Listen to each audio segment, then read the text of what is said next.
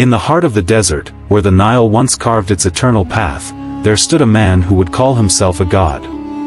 A king whose shadow stretched across the sands of time. His name was Ramses the Great. Born of destiny, raised in power, and immortalized in stone, Ramses II wasn't just a ruler. He was Egypt itself. But how did one man rise above all others? How did he build monuments that defied time, and wage wars that rewrote history? Tonight, we uncover the legacy, and the legend, of Ramses II, the pharaoh who became a god. Ramses was born around 1303 BC, into the powerful 19th dynasty of Egypt.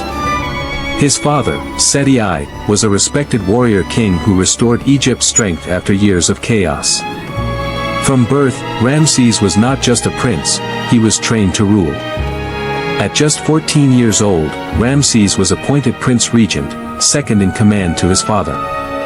Imagine, a teenager leading armies, walking among generals, learning the art of diplomacy and war. Egypt, at this time, was not a peaceful kingdom. The Hittites, Libyans, and Nubians tested Egypt's borders constantly. The deserts were harsh, but Ramses was harsher.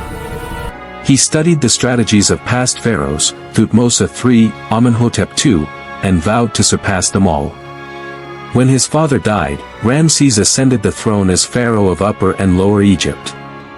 But to his people, he was more than a king, he was the living embodiment of Horus, son of the gods. Early in his reign, Ramses faced his greatest test, the Battle of Kadesh. It was 1274 BC. The Egyptian army marched north to reclaim lost lands from the Hittite Empire, led by King Muwatalli II. Ramses commanded an army of over 20,000 soldiers, divided into 4 divisions, Ammonius, Ra, Ta, and Set. Each bore the name of a god, and Ramses himself led the Ammonius division. The pharaoh rode in his chariot, twin horses blazing forward, his armor gleaming under the Syrian sun. But what awaited him was a trap. The Hittites ambushed the Egyptian army near the Orontes River. Chaos erupted, dust, blood, and confusion. Many of Ramses' men were slaughtered before reinforcements could even arrive. Yet in that moment, when most would flee, Ramses stood firm. He seized his chariot, called upon the gods, and charged into the thick of battle. With arrows raining from every direction, the pharaoh fought like a warrior possessed. His courage inspired his men to regroup and counterattack. By sunset, the Hittites retreated, neither side victorious. But Ramses turned that stalemate into legend.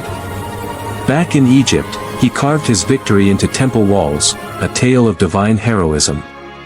Whether the truth matched the story didn't matter. Because the legend was immortal. Ramses was not content with being remembered for war alone. He would be remembered through stone.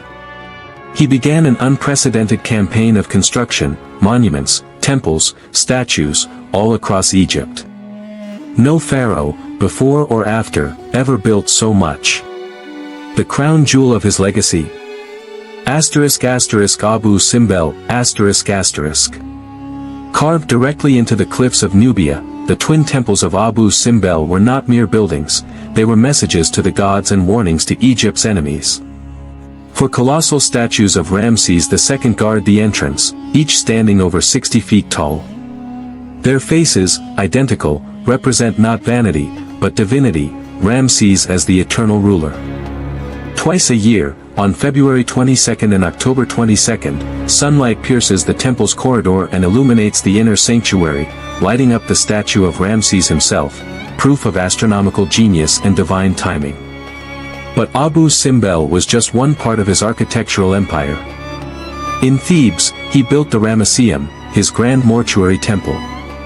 Across Memphis, Luxor, and Pyramus, his new capital city, Ramses left his mark.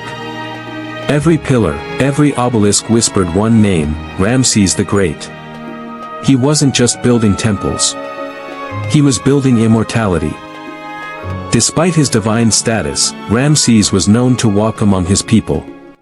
He was seen as a father figure, powerful, yet protective. He ruled for 66 years, an almost unimaginable reign in the ancient world.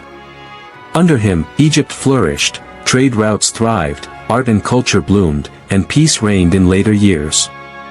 He signed the world's first recorded peace treaty with the Hittites, a document carved in stone, symbolizing diplomacy over destruction.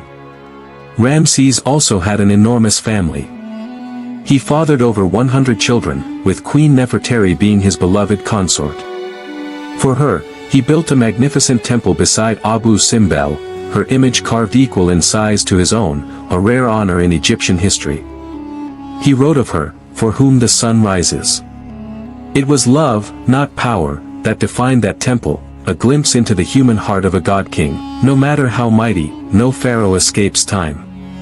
Ramses lived into his 90s, outliving many of his wives and children. His once black hair turned silver, his body frail, but his spirit burned brighter than ever. When he finally died, Egypt mourned like never before. He was buried in the Valley of the Kings, in a tomb of gold and silence. His body would later be found thousands of years later, perfectly preserved, his face still proud, his jaw still set like stone. And when scientists examined his mummy in the modern era, they were astonished. Ramses still looked every bit the king he had been. His tomb, his temples, his legacy, they refused to die. More than 3,000 years have passed since Ramses II walked the sands of Egypt. Empires have risen and fallen. But his monuments still stand, silent, unbroken, eternal. He called himself the strong bull, beloved of Ma'at. To his enemies, he was a conqueror. To his people, a god. To history, a symbol of what humanity can achieve when willpower meets destiny.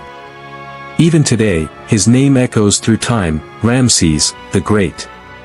The pharaoh who fought gods, defied death, and built his own eternity. Narrator, deep, steady voice. If legacy is measured not by how long we live, but by how long we're remembered, then Ramses II still reigns. This is the story of the pharaoh who refused to be forgotten. This is the legacy of Egypt. Subscribe to Legacy Chronicle Hub, where the past lives forever.